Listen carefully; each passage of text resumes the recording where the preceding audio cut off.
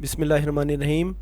اب ہم دیکھتے ہیں کہ کنزیومر ڈیسک میں کوئی کمپنی کیسے ایڈ کی جاتی ہے اور اس کے اندر آئٹمز کیسے ایڈ کیے جاتے ہیں۔ تو یہ 3 نمبر میں ہے add edit product standard.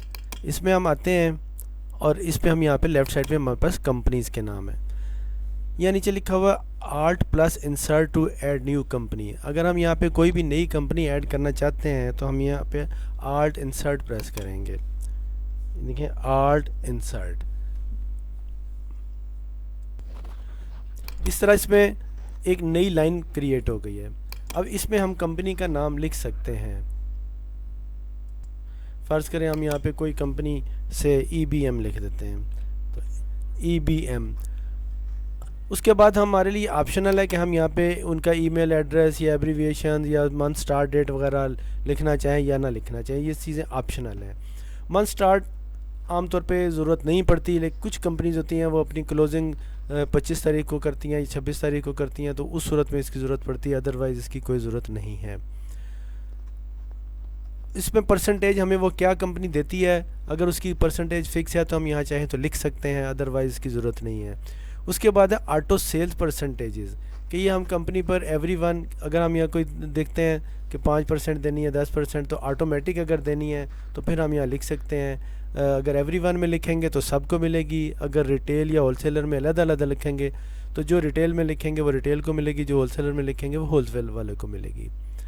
Any way بنیادی طور پہ ہمارے لیے صرف کمپنی کا نام ڈالنا لازمی ہے، باقی چیزیں سب آپشنل ہیں، کوئی ضروری نہیں ہے۔ اس کے بعد ہم جب کمپنی کا نام فیڈ کر لیتے ہیں تو ہم اس کے اندر گروپ بنا سکتے ہیں۔ مثلا ہم اس آپ دیکھتے ہیں جو ریکٹ اینڈ بینکسر بنی ہوئی ہے، اس کے اندر آلریڈی گروپس بنے ہوئے ہیں، تو یہ دیکھیں کہ اس کے اندر 6-7 گروپ بنے ہوئے ہیں۔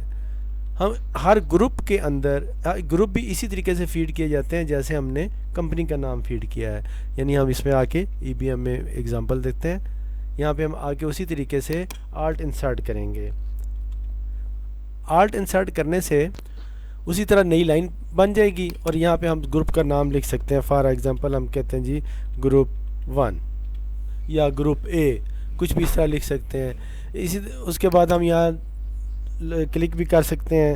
اس کے بعد ہم کوئی دوسرا گروپ بنا چاہتے ہیں، ہم لکھ دیتے ہیں جی گروپ 2، اور 2 دفعہ اپ ایرو کر کے بھی جا سکتے ہیں، انٹر کر کے بھی جا سکتے ہیں۔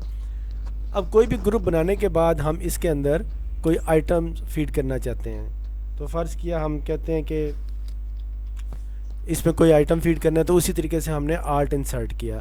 آلٹ انسرٹ کر کے ہم کوئی بھی آئٹم کا نام لکھ لیتے ہیں، مثلا ہم کہہ لیتے ہیں جی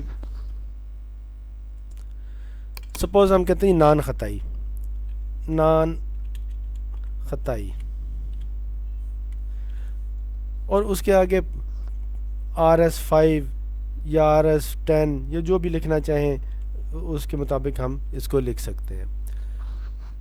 اس کے بعد ہم نے جو دوسری چیز اس میں ایڈ کرنی ہے وہ ہے کوانٹٹی ان ون پیک۔ یہاں پہ ہم بتائیں گے کہ ایک کارٹن میں کتنے ڈبے ہوتے ہیں، یعنی ایک گتے میں کتنے ڈبے ہوتے ہیں، تو کسی میں 24 ہوتے ہیں، کسی میں 26 ہوتے ہیں، کسی میں 96، 36، 48 کچھ بھی ہو سکتے ہیں۔ لیٹ سے یہ 24 ہیں تو ہم یہاں پہ 24 لکھیں گے۔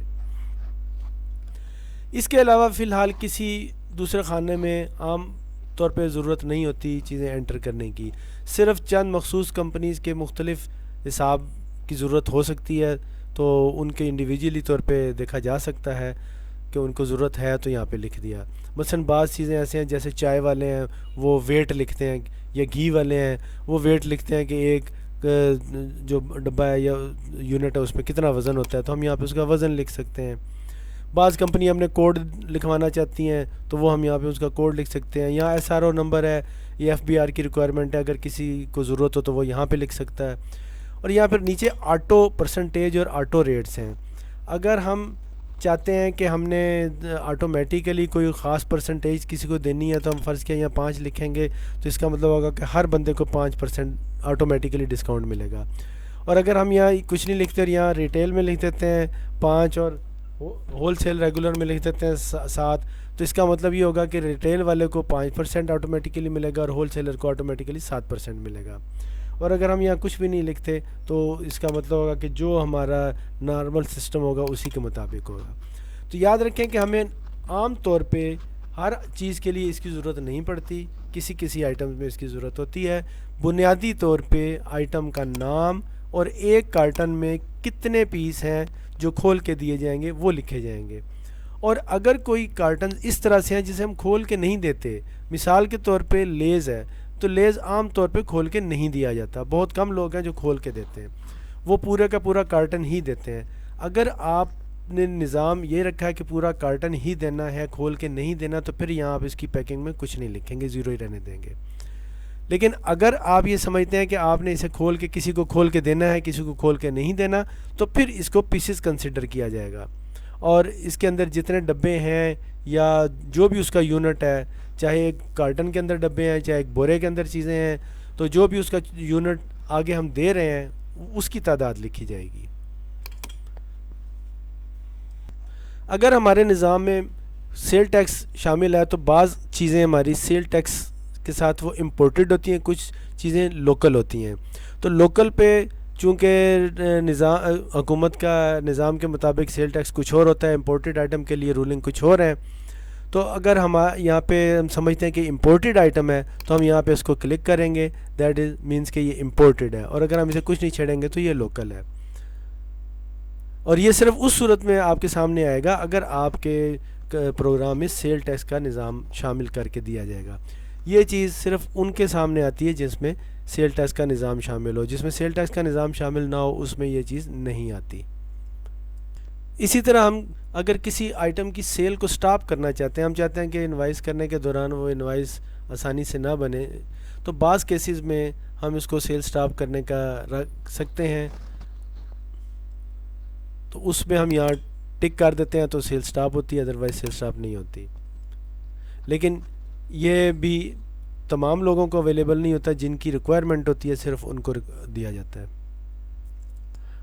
اب ہم اس پہ دیکھتے ہیں کہ جو آلریڈی کمپنی بنی ہوئی ہے اس میں کس طریقے سے فیڈ ہوئے ہوئے ہیں۔ مثلا ہم ریکٹ اینڈ بکسر میں جاتے ہیں تو اس کے ہم دیکھتے ہیں کہ یہ گروپس بنے ہوئے ہیں، ہم کسی بھی گروپ میں جاتے ہیں تو اس کے یہ آئٹمز ہیں، یہ اس گروپ کے آئٹمز ہیں، ڈیٹول کے ہیں۔ اس طریقے سے ہم فرض کریں جی ڈیٹول سوپ میں جاتے ہیں تو یہ ڈیٹول سوپ کی چیزیں ہیں، اگر ہم ڈیوریکس میں جاتے ہیں تو یہ ڈیوریکس والی چیزیں ہیں، اگر ہم ہیلتھ میں جاتے ہیں تو جو ہیلتھ کے آئٹمز ہیں وہ اس میں آ جائیں گے۔ اس طرح ویٹ کریم ہے، ویٹ کریم وغیرہ، یہ ہم گروپ بناتے ہیں۔ ان کا فائدہ یہ ہوتا ہے کہ جب ہم نے سیلز کا انالیسس کرنا ہوتا ہے تو اگر ہمیں ضرورت ہے ایک گروپ کے بارے میں معلومات لینا، صرف ایک گروپ کا سٹاک لینا یا صرف ایک گروپ کی سیل لینی ہے، تو ہم اس کے لیے اس گروپ کے ذریعے ہم سیل حاصل کر سکتے ہیں، چاہے ہم پوری کمپنی کی سیل حاصل کریں چاہے ہم گروپ کی سیل حاصل کریں۔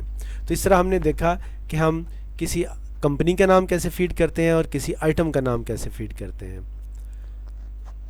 ان چیزوں کو پریکٹیکلی کر کے دیکھیں اور اس کے بعد اگلا لیسن دیکھیں۔ اللہ حافظ۔